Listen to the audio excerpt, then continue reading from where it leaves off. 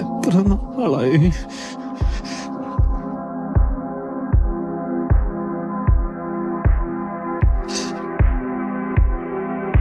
എത്ര ദിവസമായി